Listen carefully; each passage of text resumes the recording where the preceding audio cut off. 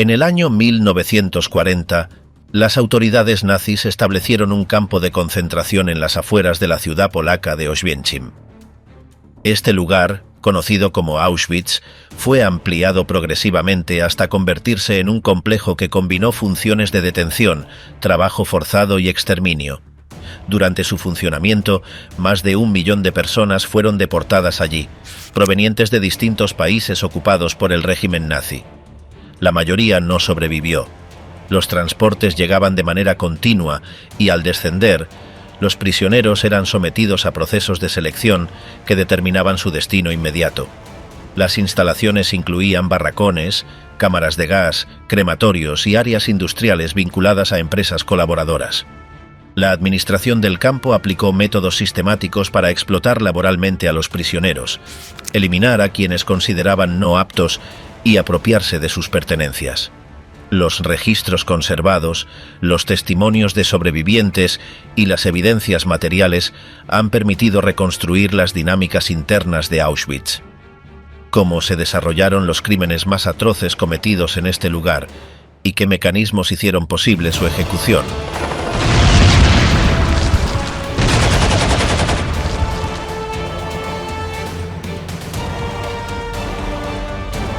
Primeros prisioneros y organización de Auschwitz. Auschwitz fue creado en mayo de 1940, en las afueras de Oświęcim, al sur de Polonia. Su propósito inicial fue funcionar como centro de detención para opositores políticos polacos.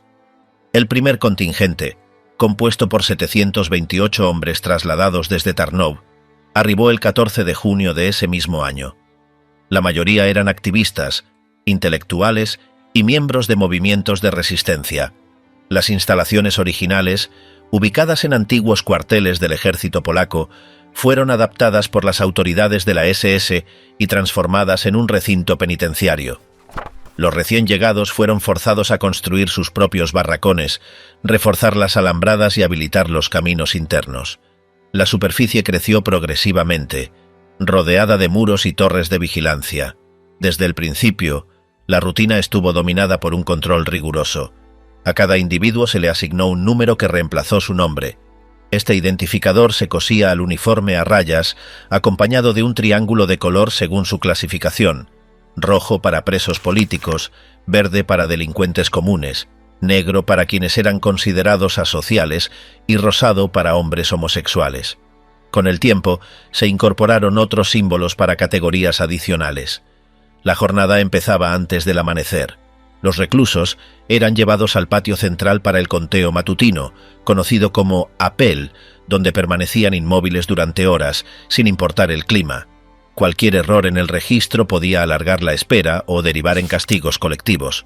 Tras la verificación, recibían una ración mínima de pan y café negro, y después eran asignados a las distintas labores forzadas, tanto dentro como fuera del complejo. Las primeras tareas incluyeron expandir las instalaciones, cavar zanjas y reforzar las alambradas. También se les obligó a colaborar en la construcción de los crematorios iniciales, sin conocer su finalidad. Estas actividades eran supervisadas por custodios de la SS y por capos, prisioneros seleccionados como encargados, quienes a menudo ejercían violencia sobre sus compañeros. Las sanciones incluían golpizas, confinamientos en celdas de castigo y ejecuciones públicas. Uno de los edificios más temidos era el bloque 11. Allí se encontraban las celdas de castigo, espacios reducidos donde los internos eran encerrados en completa oscuridad o sin posibilidad de sentarse. Algunas celdas obligaban a permanecer de pie junto a otros durante días. En el patio trasero del bloque 11 se realizaron las primeras ejecuciones por fusilamiento, frente a un muro preparado para tal fin. La alimentación era insuficiente. Las raciones habituales apenas consistían en pan, una sopa aguada y café negro. La desnutrición empezó a debilitar rápidamente a los detenidos, reduciendo su capacidad para resistir las agotadoras jornadas de trabajo. Las enfermedades infecciosas se propagaban con facilidad, favorecidas por la insalubridad, la falta de higiene y el hacinamiento en los barracones. El recinto fue dividido en sectores delimitados por cercas electrificadas, cada uno con filas de barracones numerados. En el interior, los confinados dormían en literas de madera, generalmente de 3 niveles, compartiendo el espacio con otros 2 o 3 compañeros. Las camas carecían de colchones adecuados y solo contaban con mantas finas. Las inspecciones diarias obligaban a mantener el orden de manera estricta, bajo amenaza de sanciones. Con el tiempo, Auschwitz I amplió su infraestructura con nuevos edificios y áreas anexas. Se construyeron almacenes, talleres y un hospital de campaña que operaba con recursos limitados. El personal médico de la SS utilizaba este hospital para experimentar con tratamientos y procedimientos, seleccionando prisioneros como sujetos de prueba sin su consentimiento. En los primeros meses, la población aumentó rápidamente. Además de los detenidos polacos, comenzaron a llegar ciudadanos de otros territorios ocupados por el Tercer Reich. Los motivos de arresto iban desde actividades políticas hasta denuncias vecinales y redadas arbitrarias. La administración registraba sistemáticamente cada ingreso, anotando datos personales, nacionalidad, motivo de detención y fecha de llegada. Las primeras ejecuciones masivas se llevaron a cabo mediante fusilamientos en el muro del bloque 11. Los condenados pasaban sus últimas horas en ese edificio antes de ser alineados frente al muro y ejecutados por un pelotón de la SS. Este método se utilizó principalmente contra opositores políticos y miembros de la resistencia. La jerarquía interna permitió a la SS mantener el control utilizando capos y jefes de bloque, seleccionados entre los propios confinados. Estos cargos ofrecían privilegios, como mejores raciones y alojamiento separado, a cambio de colaborar en la vigilancia y castigo de los demás. La violencia ejercida por los capos contribuyó al clima de terror instaurado en el campo. Durante su primer año de funcionamiento, Auschwitz se consolidó como un centro de detención, castigo y trabajo forzado. Las condiciones de vida se deterioraron rápidamente, mientras la infraestructura continuó expandiéndose para alojar a más personas. Esta organización inicial sentó las bases de lo que más adelante se convertiría en uno de los principales centros de exterminio del régimen nazi. La rampa de selección y las cámaras de gas. A partir de 1942, Auschwitz amplió su propósito original como campo de concentración para convertirse en una pieza clave del plan de exterminio nazi. La creación de Auschwitz II, conocido como Birkenau, permitió incrementar su capacidad y facilitar el asesinato masivo. Desde entonces, la llegada diaria de trenes repletos de deportados se volvió habitual. Los vagones ingresaban directamente a una plataforma llamada rampa de selección. Allí, los recién llegados descendían tras largos viajes en condiciones inhumanas, sin comida ni agua. En ese lugar, oficiales de la SS realizaban selecciones inmediatas. Con simples gestos, decidían quiénes serían enviados al trabajo forzado y quiénes serían condenados a muerte. Ancianos, mujeres con niños, enfermos y personas debilitadas eran enviados casi siempre al grupo destinado a perecer. Las víctimas ignoraban su destino, creyendo que serían trasladadas para desinfección o reasignación laboral. Mientras tanto, los seleccionados para trabajar eran llevados a un área de registro, donde recibían un número identificatorio y sus datos quedaban anotados en los archivos del campo. Los enviados al exterminio eran transportados en camiones o guiados a pie hacia las cámaras de gas, situadas lejos de la rampa. Estas instalaciones estaban diseñadas para simular duchas. A las víctimas se les ordenaba desnudarse y formar filas, incluso se les entregaban fichas con instrucciones para recuperar sus pertenencias tras la supuesta desinfección. Una vez llena la sala, las puertas se cerraban herméticamente. El agente letal empleado era Zyklon B, un pesticida sólido que liberaba gas cianuro al contacto con el aire.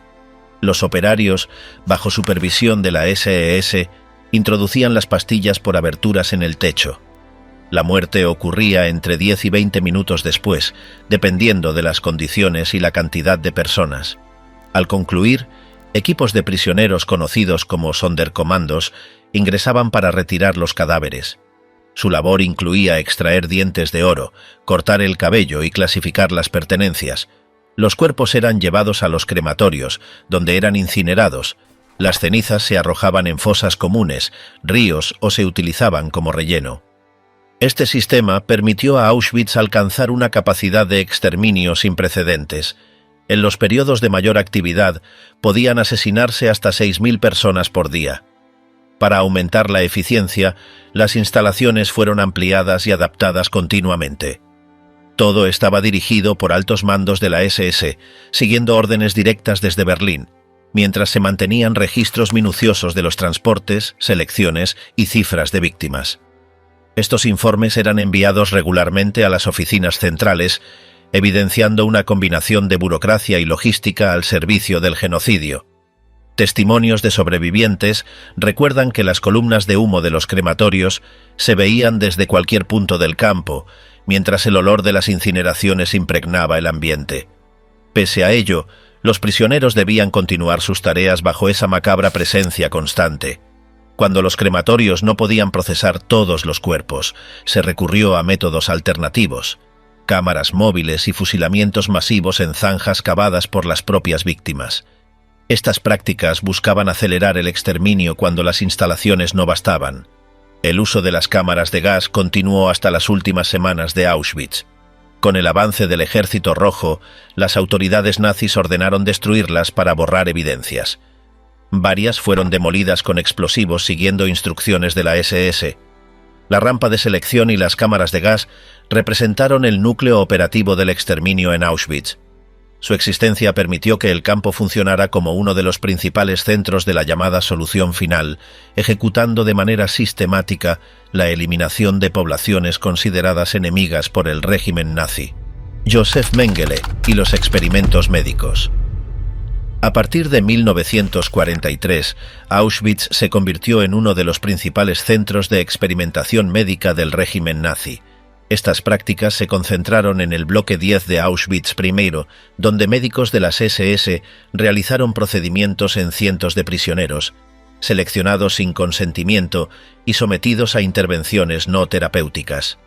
Josef Mengele, asignado al campo ese mismo año, enfocó su labor en gemelos, elegidos principalmente entre los niños recién llegados. Su objetivo era estudiar similitudes y diferencias genéticas mediante comparaciones directas. Los gemelos eran medidos, pesados, sometidos a radiografías y análisis de sangre. En ocasiones, uno de los hermanos era operado mientras el otro permanecía como referencia. Si uno moría, el otro era ejecutado para permitir una autopsia comparativa. Además de los estudios en gemelos, se realizaron intervenciones en personas con enanismo, deformidades físicas y otras características corporales. Los prisioneros fueron sometidos a extracciones de órganos, amputaciones y procedimientos invasivos sin anestesia. Parte de las pruebas incluyó la infección deliberada con tifus, malaria o tuberculosis, con el propósito de observar el curso de las enfermedades y evaluar posibles tratamientos. El bloque 10 también fue sede de experimentos de esterilización. Bajo la supervisión de Karl Klauber y Horst Schumann, se aplicaron métodos para eliminar la capacidad reproductiva de mujeres mediante radiación, inyecciones químicas y cirugías. Estas técnicas afectaron a cientos de prisioneras, muchas de las cuales sufrieron daños irreversibles o murieron como resultado de las intervenciones. Los procedimientos incluyeron intentos de trasplantes óseos, estudios sobre regeneración de tejidos y pruebas con compuestos químicos. Algunas consistieron en infectar heridas provocadas para analizar la eficacia de tratamientos antibacterianos. Los prisioneros eran inmovilizados y expuestos a condiciones extremas, sin posibilidad de rechazar su participación. Las consecuencias incluyeron amputaciones, infecciones generalizadas y fallecimiento. Los seleccionados para estas prácticas eran elegidos directamente en la rampa de llegada o extraídos de los barracones según criterios definidos por los médicos de la SS. Cada caso era registrado en expedientes específicos, junto con los resultados de las autopsias realizadas tras su muerte. Las intervenciones no se limitaron al bloque 10. En Birkenau se llevaron a cabo procedimientos ginecológicos adicionales y ensayos de resistencia al frío. En estas pruebas, los prisioneros eran sumergidos en agua helada o expuestos a bajas temperaturas para estudiar los efectos de la hipotermia y las posibilidades de reanimación. Los datos obtenidos eran enviados a instituciones médicas vinculadas al régimen nazi. Parte de los resultados fue publicada o presentada en reuniones internas de las SS. Sin embargo, una parte considerable de la información quedó fragmentada o fue destruida durante los últimos meses de la guerra. Las condiciones de estos procedimientos vulneraban los principios éticos reconocidos en la medicina de la época. Las intervenciones se realizaban sin consentimiento, sin garantías de seguridad y con fines dirigidos al beneficio de la maquinaria bélica y de control del régimen. Los prisioneros sometidos a estas actividades no recibían atención médica tras las intervenciones y, en la mayoría de los casos, eran eliminados al ser considerados no aptos para nuevos estudios. Algunos testimonios de sobrevivientes relataron haber presenciado las selecciones y las consecuencias físicas observadas en los prisioneros que regresaban a los barracones. Las cicatrices visibles, las amputaciones y los síntomas de enfermedades sin tratamiento fueron percibidos por quienes compartían espacio con las víctimas. La presencia de estas personas generó temor entre la población interna del campo. Las actividades médicas en Auschwitz formaron parte de la estructura de opresión implementada por el régimen nazi. La participación de profesionales formados en universidades alemanas y la colaboración de asistentes médicos internos evidenciaron la implicación de sectores científicos en las políticas de exterminio. La infraestructura utilizada para estas prácticas fue desmantelada progresivamente en los últimos meses de funcionamiento del campo, junto con otras instalaciones. Trabajo forzado. Explotación hasta la muerte. Desde los primeros meses, Auschwitz implementó el trabajo forzado como un pilar central de su estructura operativa.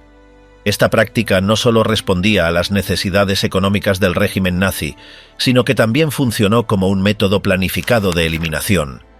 Los prisioneros eran obligados a realizar tareas físicas extenuantes bajo condiciones que deterioraban progresivamente su salud, hasta provocar su fallecimiento. Las jornadas comenzaban antes del amanecer y se extendían por más de 12 horas. Cada mañana, los detenidos eran reunidos en el patio central para el conteo obligatorio y organizados en grupos laborales. Escoltados por guardias, eran conducidos a sus asignaciones dentro del campo o en lugares externos, muchos de ellos a varios kilómetros de distancia que debían recorrer a pie. Entre las actividades impuestas se incluían la excavación de zanjas, la construcción de carreteras, el transporte de cargas pesadas, la extracción de piedra en canteras y la ampliación de las instalaciones. También fueron forzados a participar en la edificación de los crematorios, sin conocer su verdadera finalidad. Las herramientas eran mínimas y no contaban con equipos de protección. La alimentación diaria era insuficiente para sostener el esfuerzo físico exigido. La dieta, limitada a pan, una sopa aguada y café negro, provocaba una pérdida progresiva de peso. La desnutrición, combinada con el trabajo extenuante, causaba desmayos, lesiones y colapsos. Aquellos incapaces de continuar eran castigados, ejecutados o enviados a la eliminación. La supervisión recaía en guardias de la SS y capos, quienes imponían disciplina mediante la violencia. Los castigos incluían golpes, latigazos y humillaciones públicas. Si no se alcanzaban las cuotas de producción, se aplicaban sanciones colectivas al grupo completo. Auschwitz contaba con una zona industrial vinculada al consorcio IG Farben, responsable de la planta química de Buna, dedicada a producir caucho sintético y combustibles. Allí, los internos trabajaban expuestos a sustancias tóxicas y bajo presiones extremas. Muchos murieron tras pocos meses en esas condiciones. Además, fueron empleados en fábricas de armamento, talleres metalúrgicos y almacenes de clasificación de bienes confiscados, conocidos como Canadá. Este último ofrecía tareas menos severas, generando listas de espera entre los internos. Los desplazamientos a los lugares de trabajo se realizaban bajo estricta vigilancia, a través de rutas cercadas y puntos de control.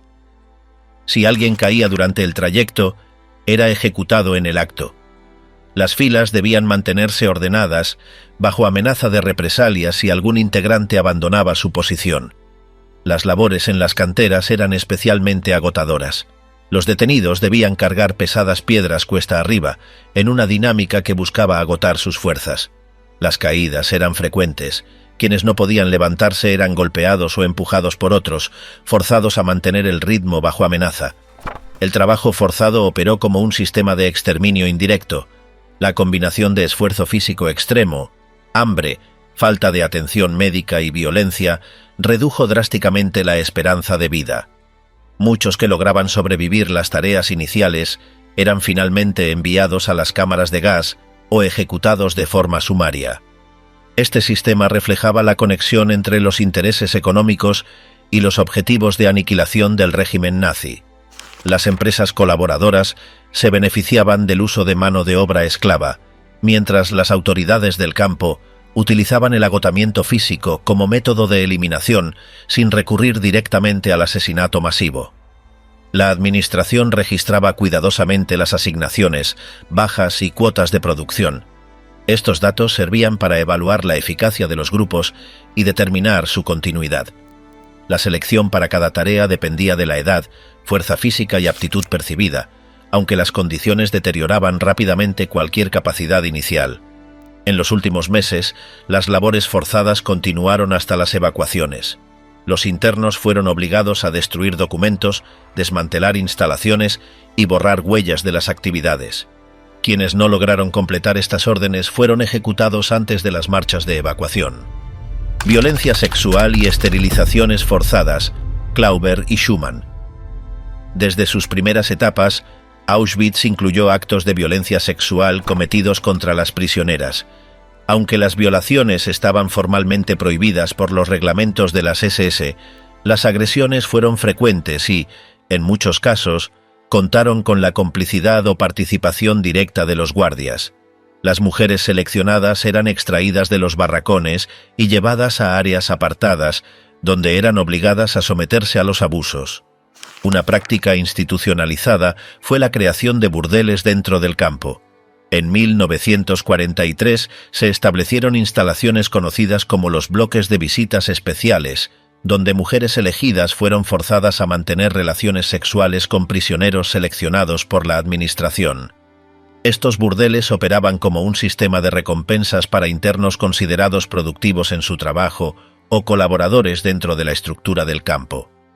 Las mujeres asignadas a estos lugares eran seleccionadas entre las prisioneras más jóvenes y saludables. La elección se realizaba mediante revisiones físicas y entrevistas obligatorias. Una vez designadas, eran alojadas en espacios restringidos, bajo vigilancia constante. Negarse a participar podía derivar en castigos, traslados a trabajos forzados de alto riesgo o inclusión en listas de ejecución.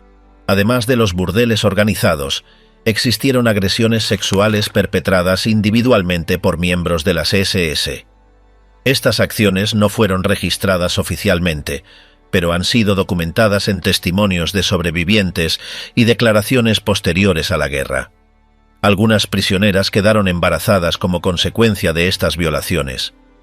En muchos casos, las mujeres embarazadas eran seleccionadas de inmediato para las cámaras de gas o se les practicaban abortos forzados en condiciones precarias.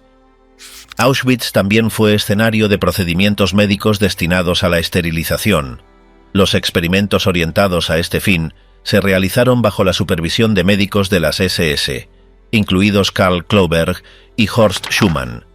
Las técnicas aplicadas incluyeron la inyección de compuestos cáusticos en el útero, la exposición de los órganos reproductivos a radiación ionizante y cirugías no terapéuticas que provocaban daños irreversibles en los tejidos internos. Las prisioneras sometidas a estos procedimientos no recibieron anestesia adecuada ni cuidados posteriores. Muchas sufrieron infecciones graves, hemorragias y dolores crónicos. Un número significativo falleció como consecuencia directa de las intervenciones. Otras fueron eliminadas tras ser consideradas inadecuadas para continuar como sujetos de prueba. Los registros médicos del campo documentaron las pruebas realizadas, los resultados obtenidos y las reacciones observadas en las pacientes. Parte de estos datos fue enviada a instituciones médicas en Alemania, donde se evaluaban las posibilidades de aplicar los métodos de esterilización a gran escala en la población ocupada de Europa del Este. La violencia sexual en Auschwitz formó parte de un sistema más amplio de opresión, en el que las prisioneras fueron reducidas a objetos de explotación. La participación de personal médico, autoridades del campo y estructuras administrativas evidenció la coordinación entre distintas áreas del régimen nazi en la implementación de estas prácticas. Las consecuencias físicas y psicológicas de estas agresiones no recibieron atención ni reconocimiento durante el funcionamiento del campo. Las prisioneras sobrevivientes enfrentaron estigmatización tanto dentro como fuera de los barracones, lo que limitó su posibilidad de compartir las experiencias sufridas. Parte de los testimonios sobre la violencia sexual y las esterilizaciones solo fueron documentados décadas después de la liberación del campo. La infraestructura destinada a los burdeles fue desmantelada en las últimas semanas de funcionamiento de Auschwitz, junto con otras instalaciones clave. Parte de los documentos oficiales relacionados con estas actividades fue destruida durante los esfuerzos por eliminar las pruebas de las acciones realizadas en el campo. Exterminio y experimentos en niños. Auschwitz recibió a miles de niños desde sus primeros años de funcionamiento. Muchos de ellos llegaron acompañados de sus familias en los transportes organizados desde distintos países ocupados. La mayoría de los menores fue seleccionada directamente en la rampa para su eliminación inmediata en las cámaras de gas, al ser considerados incapaces de realizar trabajos forzados o de aportar utilidad económica al campo. Los pequeños eran apartados de sus madres durante las selecciones. En ocasiones, las mujeres que intentaban permanecer con sus hijos eran incluidas en el grupo destinado a las cámaras de gas. Los oficiales de la SS instruían a las prisioneras para que entregaran a los niños, bajo el argumento de que serían trasladados a zonas de cuidado especial, aunque el verdadero destino era el exterminio. Algunos menores fueron mantenidos con vida de manera temporal para ser utilizados en experimentos médicos. Los gemelos, los niños con deformidades físicas y aquellos considerados casos especiales fueron seleccionados para las investigaciones dirigidas por Josef Mengele y otros médicos de las SS. Estos menores fueron sometidos a mediciones corporales, extracciones de sangre, intervenciones quirúrgicas y otras pruebas invasivas, sin consentimiento ni anestesia adecuada. Los registros indican que los experimentos en niños incluyeron inyecciones de sustancias químicas, amputaciones, pruebas de resistencia al frío y estudios sobre enfermedades infecciosas.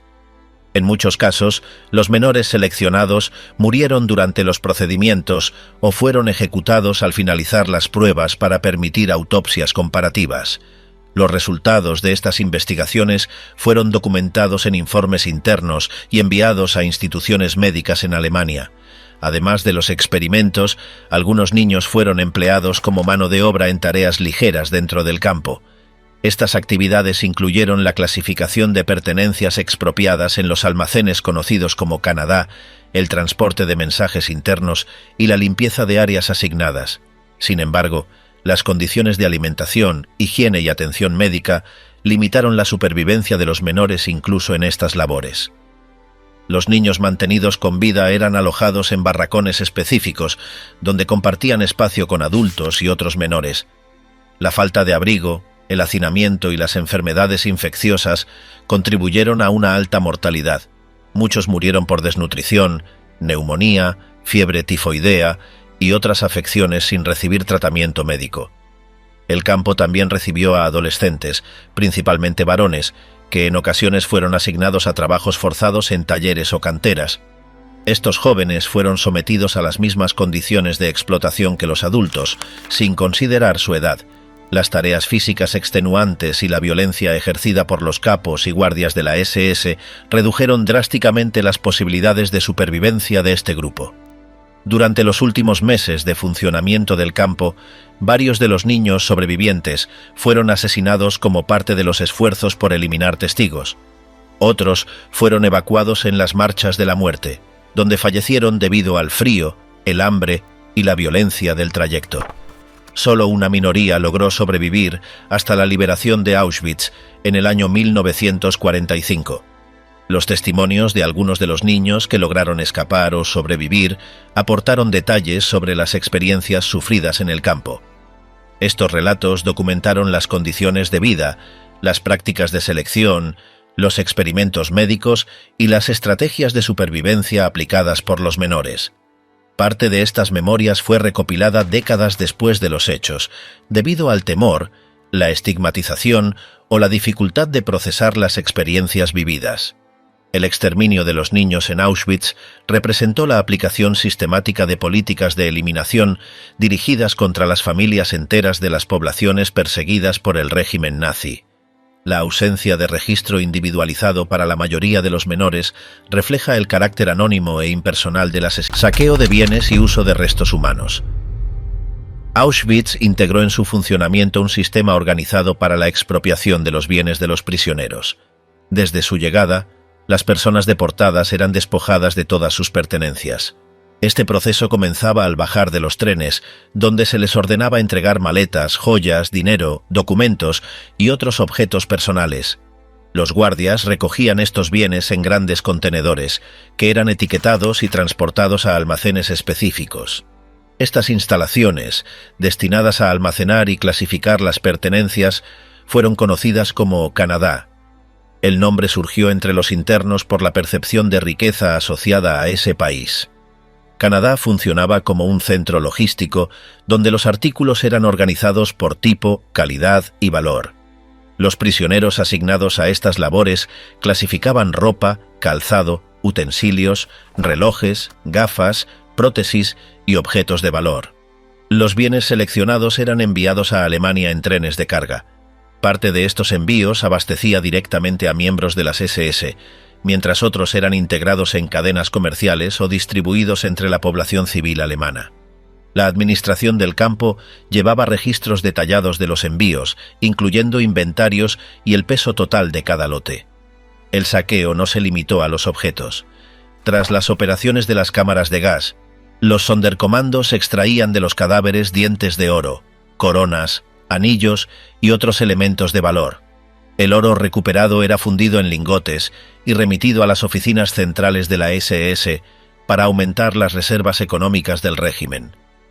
Este procedimiento estaba regulado mediante instrucciones específicas y supervisado por oficiales encargados de garantizar la entrega del metal. Otro recurso extraído de los cuerpos fue el cabello. Después de los asesinatos en las cámaras de gas, los Sonderkommandos cortaban el cabello de las víctimas y lo almacenaban en sacos. Este material era enviado a fábricas en Alemania, donde se utilizaba en la producción de textiles, aislantes y otros productos industriales. La documentación existente revela contratos entre la administración de Auschwitz y empresas alemanas dedicadas a estas manufacturas. También se recuperaban prótesis ortopédicas, extremidades artificiales y otros dispositivos médicos, que eran recogidos y enviados para su reutilización o reciclaje. Los registros documentaban las cantidades obtenidas, la clasificación de los materiales y los destinatarios finales. El saqueo sistemático de pertenencias y restos humanos formó parte de la lógica económica del régimen nazi, que combinó la explotación laboral con la apropiación de los recursos de las víctimas.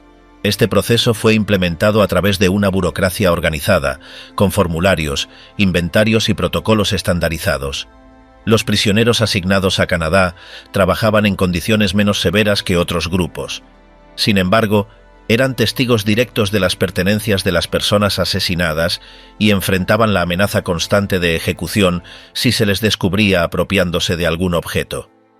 La existencia de Canadá y las operaciones relacionadas con el aprovechamiento de restos humanos permanecieron ocultas para la mayoría de los prisioneros ajenos a estas actividades.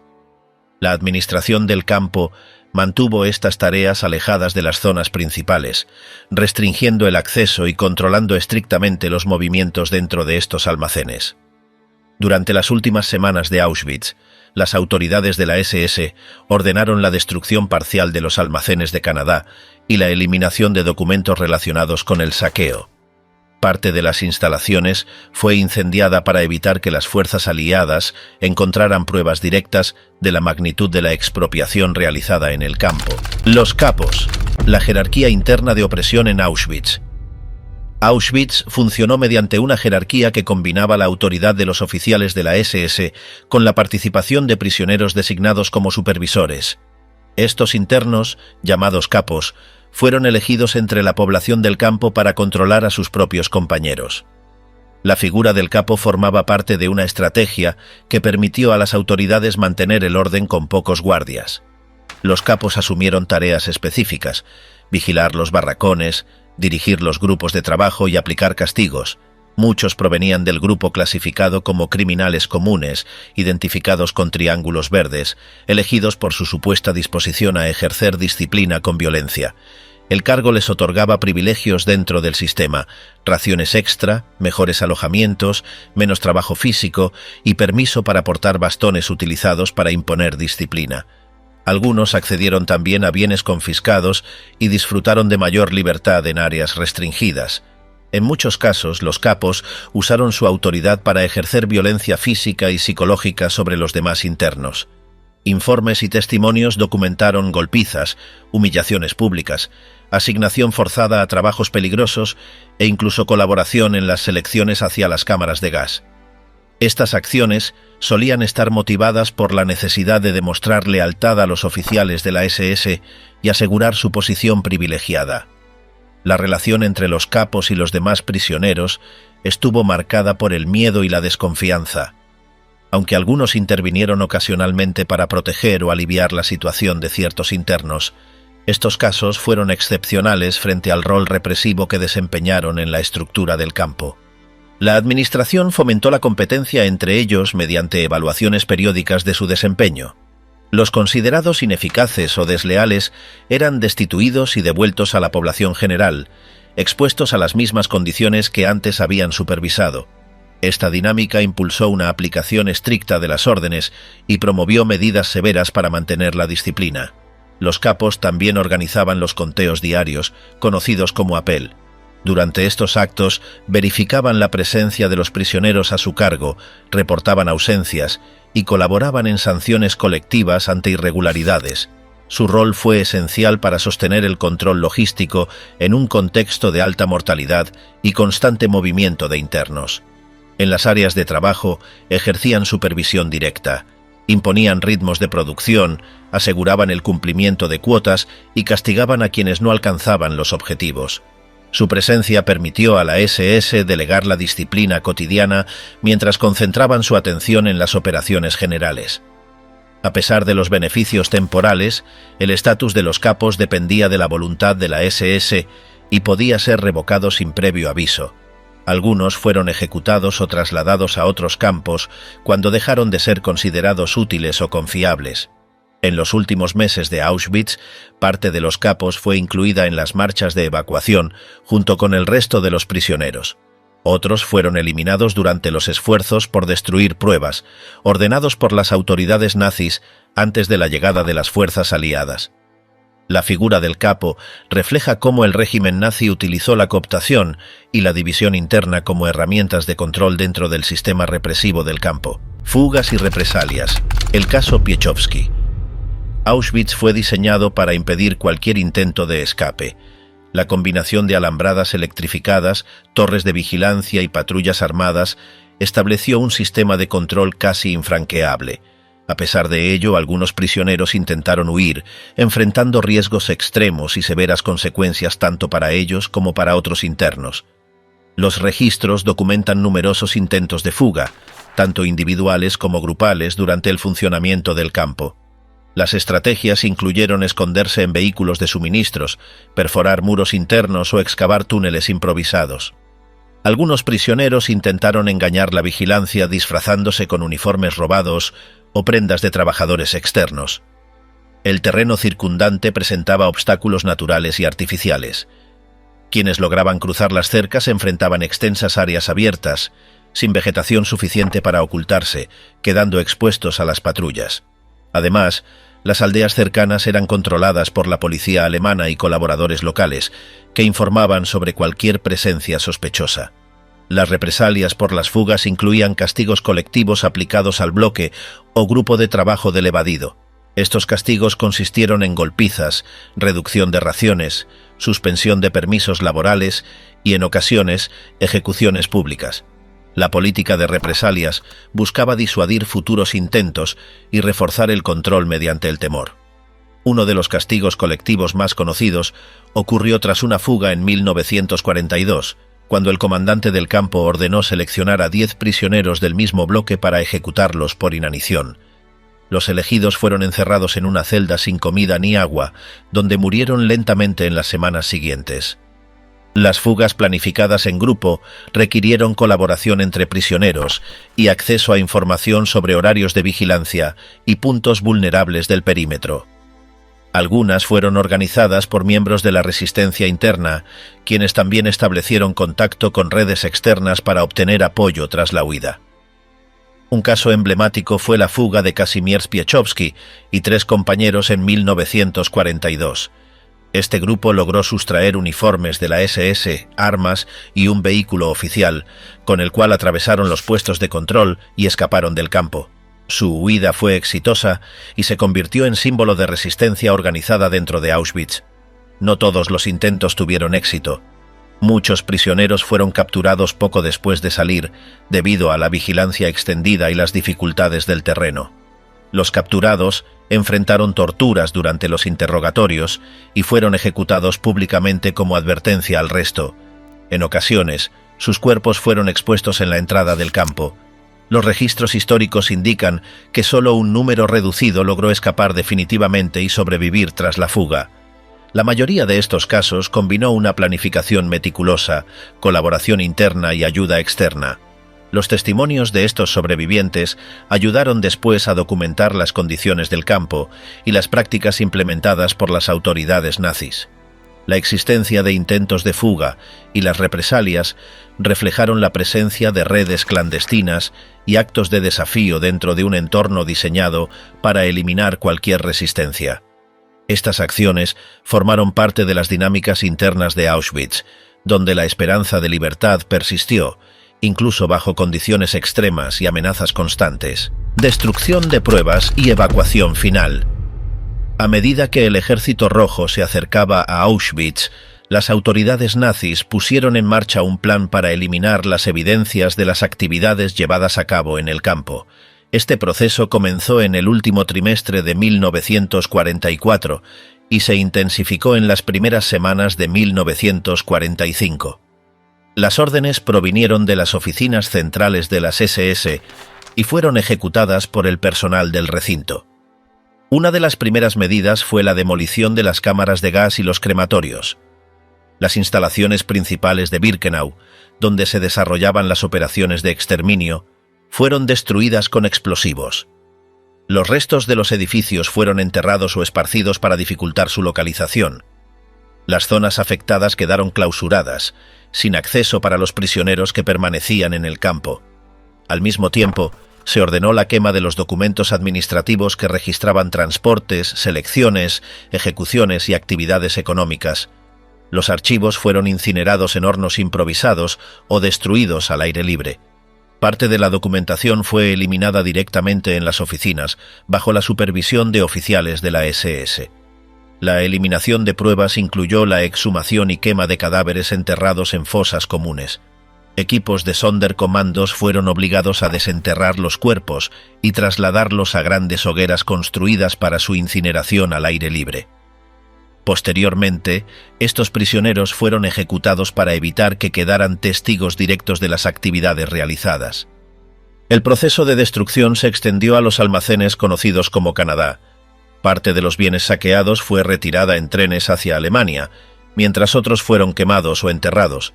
Los edificios utilizados en estas operaciones fueron parcialmente incendiados o derribados antes de la evacuación. Simultáneamente, las autoridades organizaron la evacuación forzada de los prisioneros que permanecían en el campo. En enero de 1945, alrededor de 56.000 personas fueron obligadas a marchar a pie hacia otros campos situados en territorio alemán. Estas marchas, conocidas después como Marchas de la Muerte, se realizaron en condiciones extremas, sin alimentos suficientes, sin atención médica y bajo la vigilancia armada de los guardias. Durante el trayecto, los prisioneros que no podían continuar fueron ejecutados. Las muertes por agotamiento, hambre y enfermedades aumentaron a medida que avanzaba la ruta. Solo una parte de los evacuados logró llegar a los destinos finales, entre ellos Mauthausen, Dachau y Buchenwald. Tras las evacuaciones, Auschwitz quedó prácticamente vacío. un pequeño grupo de prisioneros enfermos o debilitados fue abandonado en el campo principal y en algunas áreas de Birkenau. Estos sobrevivientes fueron liberados por las tropas soviéticas el 27 de enero de 1945. En ese momento las instalaciones estaban mayormente destruidas o inutilizadas. Las acciones para eliminar las pruebas físicas y documentales de las actividades realizadas en Auschwitz formaron parte de una estrategia aplicada también en otros campos operados por el régimen nazi. Sin embargo, la magnitud de lo ocurrido en Auschwitz permitió que, a pesar de los esfuerzos de destrucción, permanecieran evidencias materiales, testimonios y registros parciales que documentaron las prácticas implementadas. Liberación y juicios. Rudolf Höss y Cracovia. El 27 de enero de 1945, las tropas del Ejército Rojo entraron en las instalaciones de Auschwitz. La retirada de las fuerzas nazis había dejado el campo parcialmente destruido y vacío. Al momento de la liberación, los soldados soviéticos encontraron aproximadamente a 7.000 prisioneros, en su mayoría enfermos, debilitados y sin posibilidad de movilizarse. Estos detenidos habían sido abandonados tras las evacuaciones forzadas organizadas por las autoridades nazis días antes. Los militares soviéticos documentaron las condiciones del lugar, incluyendo los barracones, los almacenes y las estructuras demolidas. Las imágenes captadas en los primeros días tras la entrada al campo fueron utilizadas posteriormente como evidencia en los procesos judiciales contra los responsables. Entre las instalaciones halladas permanecían restos de las cámaras de gas y crematorios, así como pertenencias acumuladas en almacenes que no habían sido destruidos. Después de la liberación, las autoridades soviéticas organizaron la atención médica y la evacuación de los sobrevivientes. Parte de los liberados fue trasladada a hospitales improvisados para recibir tratamiento. Otros fueron repatriados a sus países de origen una vez que recuperaron las condiciones mínimas de salud. Las cifras mostraron que solo una pequeña fracción de las personas deportadas a Auschwitz logró sobrevivir hasta ese momento. En los meses siguientes, investigadores soviéticos y polacos realizaron inspecciones en las instalaciones del campo. Estas indagaciones permitieron recopilar documentos, objetos y testimonios que ayudaron a establecer la magnitud de las actividades realizadas en Auschwitz. Parte de este material fue presentado como prueba durante los juicios de Nuremberg, iniciados en 1945. Varios oficiales de la SS asignados en Auschwitz fueron enjuiciados en procesos posteriores a los de Nuremberg. Entre ellos destacó Rudolf Höss, comandante del campo hasta 1943.